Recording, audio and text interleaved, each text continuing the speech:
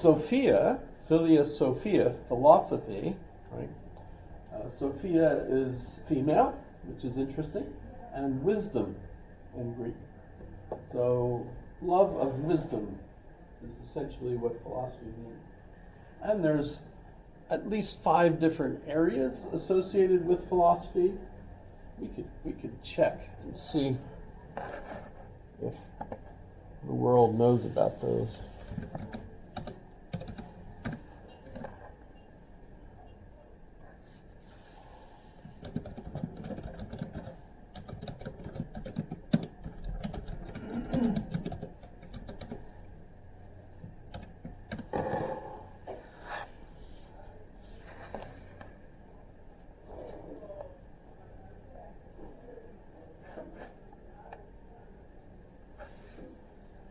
This is ChatGPT. How many folks have been playing with it?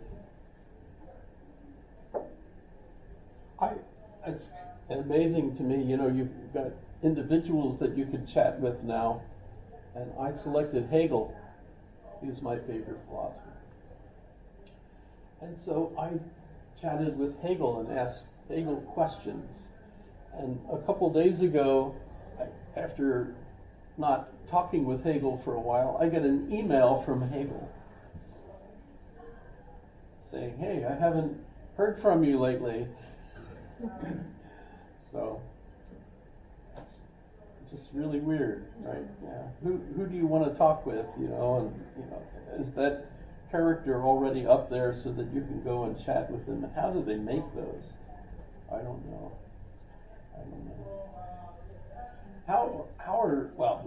That's a whole other thing.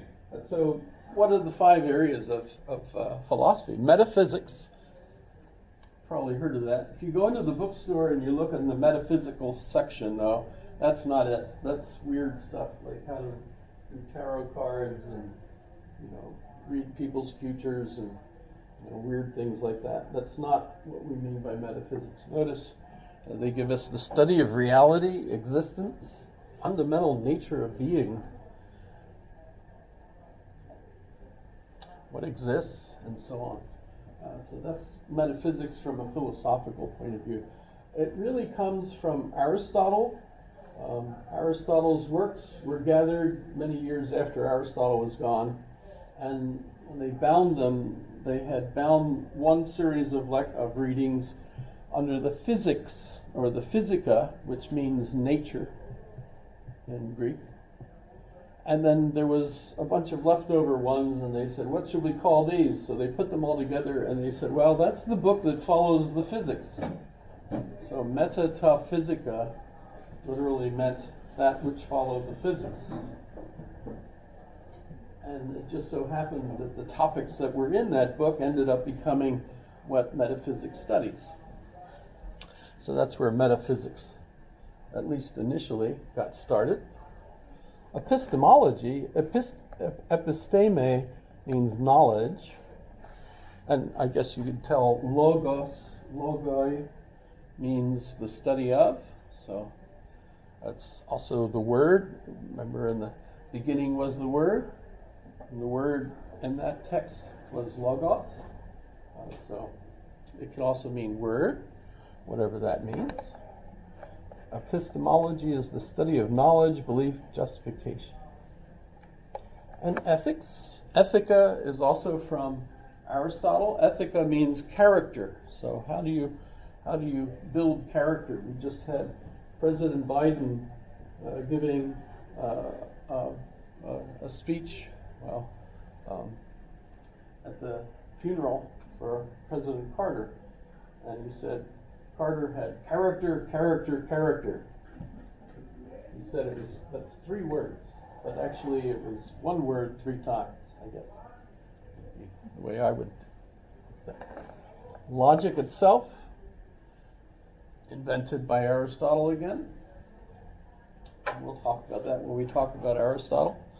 And aesthetics, the study of beauty, art, and the nature of the aesthetic experience. Mountains are beautiful, but painting is what we mean when we're studying aesthetics. Although you can study why we like seeing mountains. It's kind of interesting too. So, So philosophy. In this class,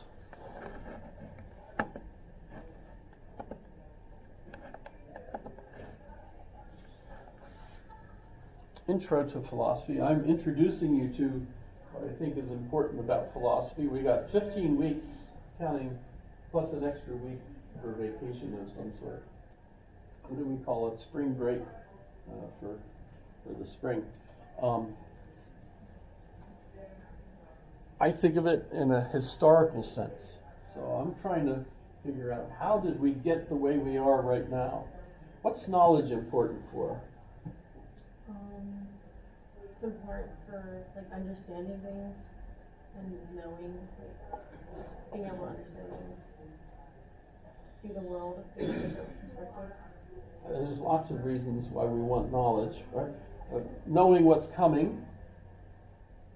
Anybody know what's going to happen in 2 months?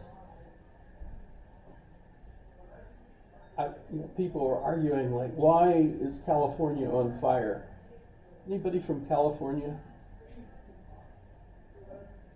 I got to spend one whole year in Monterey, California. That's where the Army sent me to learn Russian. Я еще говорю очень хорошо по-русски. Разве? I do. It's amazing. Never saw any fires while I was in California. That was 78, 79. I was there. But everybody talked about fires as being a normal occurrence in California. We went to one of the state parks. My parents came out to visit one of the weeks we had off. We went and looked at these huge trees with huge pine cones, just like this, and the nuts came out of them that were like this, which, by the way, punctured one of my tires while we were there. That big, a pine nut. And he explained that, the ranger explained, giving us the tour about the trees and everything, that those nuts will not germinate unless they're in a fire. There's plants in California that won't germinate unless they get burned first. Because that's the nature of the area. So it's very, very interesting, what's going on. But insurance companies started pulling out of their 2 months before, or 2 years before these fires all started, because they saw, and this is all fire, normally fire area, and you're building houses right into this area that typically catches fire. In fact, they normally wouldn't even put the fires out. I mean, they just let it burn, and then everything regenerates. Right? Well, the insurance companies knew something was going to happen, and so they all started pulling out, except for the ones that are going to go bankrupt now. So that's knowledge ahead of time. That's very difficult, knowing all these kinds of things. You're going to be able to fit?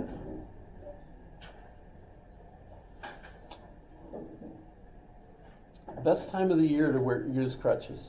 Yes, love that.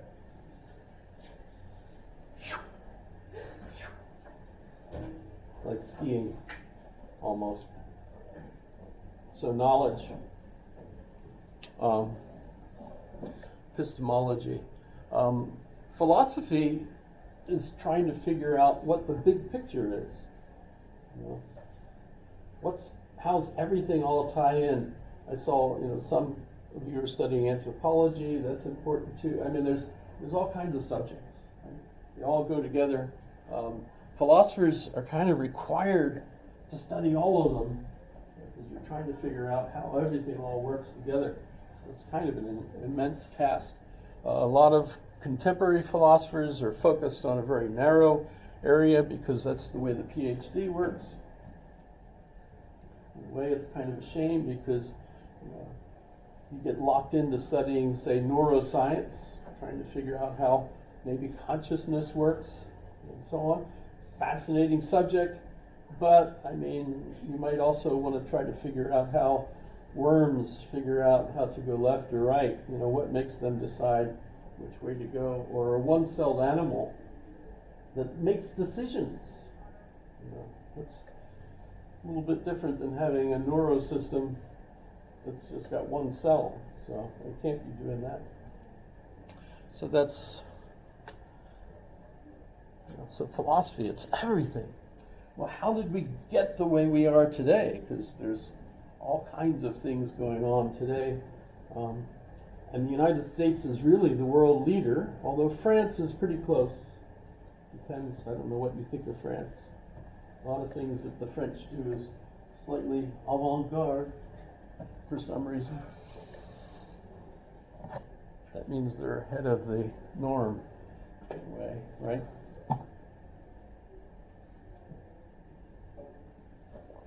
However, for example, in order to live in France as a citizen, you have to believe in laicite, or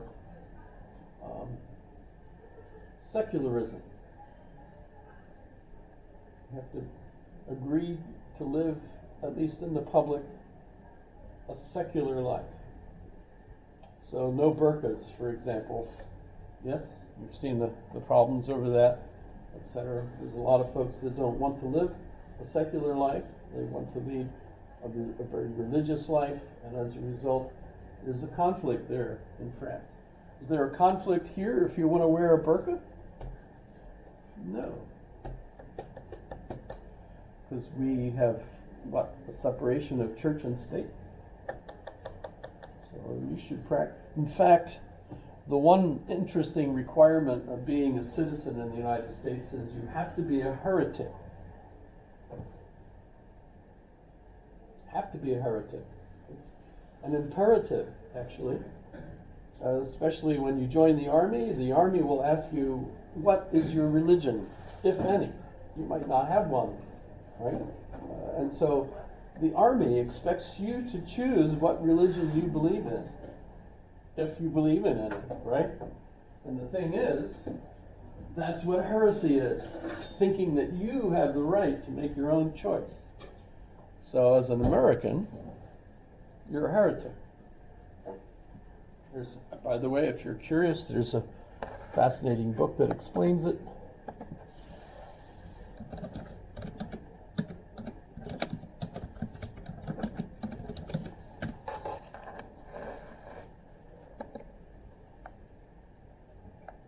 It's actually quite old, 1980. That's one of my favorite authors, though. He's dead now, Peter Parker. I think I still have him on my list of philosophers, though. Well, let me talk about the course, how you can get an A. How many folks would like to get an A? I think that's everyone. Yes? Okay. The neat thing is you can all get an A in this course. On the other hand, my study of how many times have I taught this course in 30 years? Sometimes 5 times a year. What's that? 150 times I've done the course, maybe. At least some of you will fail. Well, you might not fail the course, but you'll get a low grade. The main reason for that is because people don't show up. Seriously, philosophy is one of those things where 90% of success is showing up. That's actually a Woody Allen joke. And you can change how much percent you use. You know, it could be 40% of success is showing up, 70%, you know, whatever you want. In fact, most statistics are made up on the spot anyway. That's you've heard that one too, right? Yeah. Yeah. How do you get to? Here's your outcomes. I don't know if you did. You see where I found this? The syllabus, though, it's on Blackboard under syllabus, so it should be easy. Hopefully, you'll find it no problem. The student outcomes, boy, we argued over these. What should students get out of the course? So this is that gobbledygook that you get from the bureaucracy, you know, that says what you should get, all that. But I have 3 exams, and they're all the same in format. So I give you 6 questions. You pick 3 questions. You can pick more questions